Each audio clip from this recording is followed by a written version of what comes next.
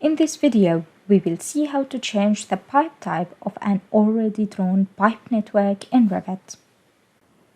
In Revit, hover over a pipe and press the Tab key on your keyboard until you have selected the entire pipe network. Note that in the Properties list, multiple categories are selected.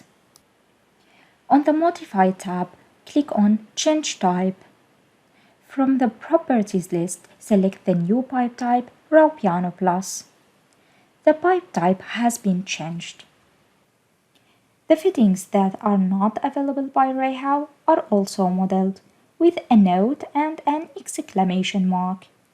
This means that these fittings should be checked. In the next video, we will learn how to change the pipe size for a part of a pipe network in Revit. Thanks for watching. You can find more BIM tips and tricks on the BIM at REHAU channel.